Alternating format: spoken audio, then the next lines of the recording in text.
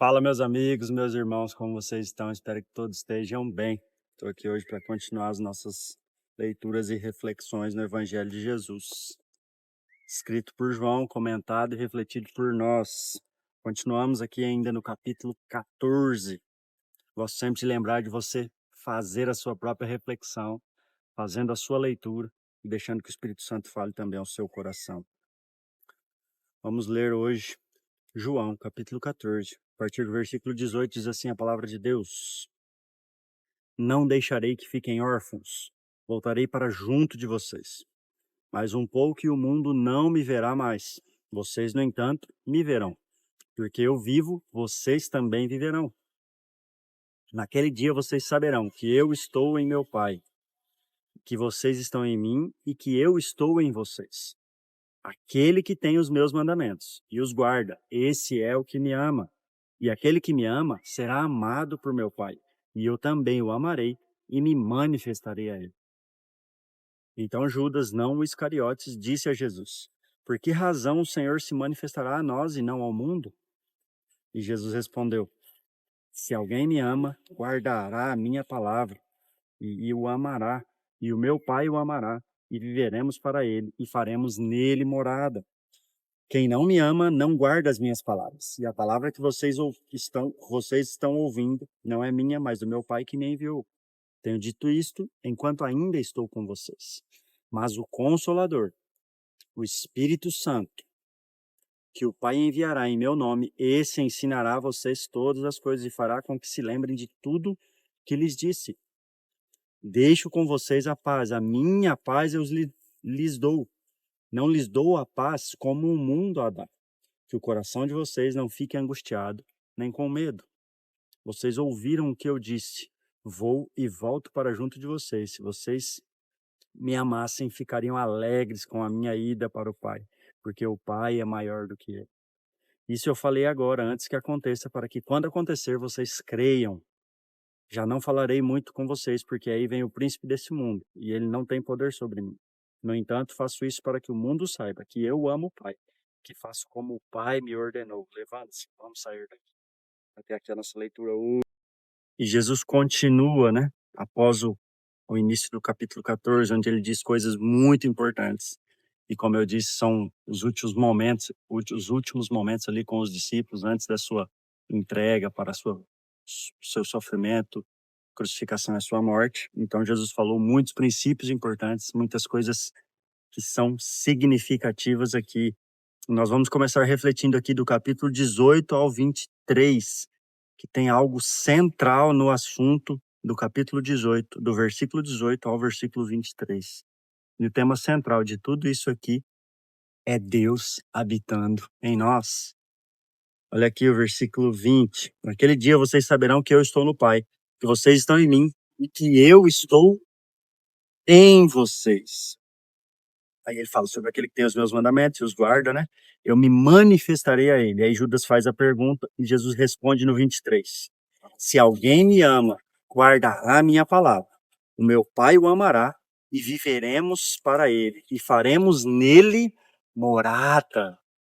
Nós vemos com muita clareza do versículo 18 ao versículo 23, Jesus demonstrando qual seria essa verdadeira e inédita manifestação, ou seja, Deus habitando em nós, Deus habitando nos corações, Deus habitando dentro de nós, Deus morando em nós. E juntamente com esse princípio valoroso, nós vemos aqui o que chamamos de linguagem do amor. E nós temos alguns estudos sobre isso, entre eles um muito famoso que foi do Gary Chapman, que é um pastor e também estudioso, que fez um livro falando sobre as 5 linguagens de amor. E aqui nós vemos a linguagem de amor de Jesus. O que significa linguagem de amor?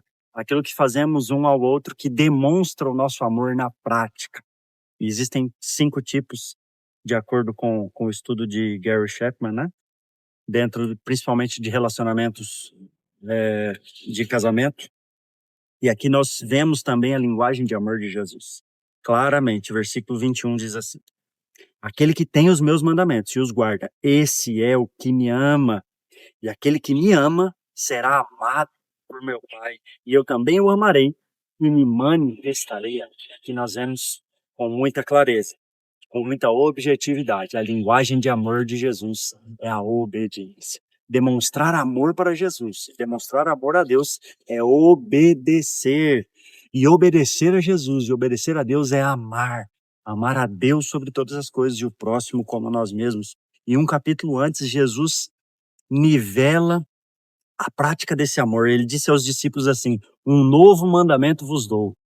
Amem uns aos outros como eu os amei. Ou seja, a régua, o padrão, a medida é amar como Jesus amou. Ou seja, entrega, sacrifício, amor incondicional, amor ágape. Nós já falamos sobre isso alguns vídeos atrás. Então nós vemos aqui no versículo 21 e também no versículo 23 a linguagem de amor de Jesus. Obediência. Para que demonstremos amor para Jesus, precisamos obedecê-lo. E obedecer é amar. Vemos aqui uma ênfase muito importante também, no versículo 26, onde ele começa a explicar sobre o Espírito Santo. Quem é o Espírito Santo e o que ele faria. Versículo 26. Mas o Consolador, um dos nomes do Espírito Santo, o Espírito Santo, que o Pai enviará em meu nome, esse ensinará a vocês todas as coisas e fará com que se lembrem de tudo o que eu lhes disse. 27. Deixo com vocês a paz. A minha paz lhes dou, não lhes dou a paz como o mundo dá. Que o coração de vocês não fique angustiado, nem com medo. Vemos aqui um dos títulos da pessoa do Espírito Santo. E quem seria o Espírito Santo e o que ele faria? Nós veremos isso em vários momentos aqui, porque, inclusive, uma das ênfases do autor, João, é falar sobre o Espírito Santo, é deixar com muita clareza no seu evangelho o mistério da Trindade entre Deus Pai, Deus Filho e Deus Espírito. E aqui nós vemos sobre o Espírito Santo e juntamente com quem ele é, o que ele faz em nós, essa paz vem através de quem tem o Espírito Santo, em quem o Espírito habita, em quem Deus habita, em quem Deus faz morada. O Espírito é quem se manifesta como Deus em nós internamente, manifestando paz. E paz não é ausência de guerra ou de lutas, mas descanso em Deus, mesmo em meio a guerras, lutas, dificuldades e tribulações. É ter coragem, vencer o medo, a angústia, aquilo que nos trava, que nos impede. Isso são uma das grandes características de manifestação do Espírito habitando em nós. Paz não é como a do mundo, que é ou talvez uma ausência ou tranquilidade. Não, a paz do Espírito Santo é mesmo em meio às dificuldades, às tribulações, e ter coragem de enfrentar os desafios, as tribulações, todas as dificuldades que passamos. O Espírito Santo manifesta e resulta em nós descanso em Deus e coragem para enfrentar as tribulações.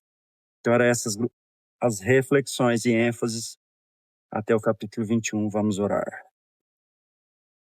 Glorioso Deus, soberano Pai, nós rendemos toda a honra, toda a glória e todo louvor a Ti. Muito obrigado pelo privilégio de termos, Deus, a sabedoria que o Espírito Santo concede a nós, da revelação da palavra, do entendimento de quem o Senhor é e de quem nós somos e de tudo que o Senhor fez em nós. Muito obrigado por revelar a nós a sua linguagem de amor. Manifestar amor ao Senhor é obedecer o Senhor.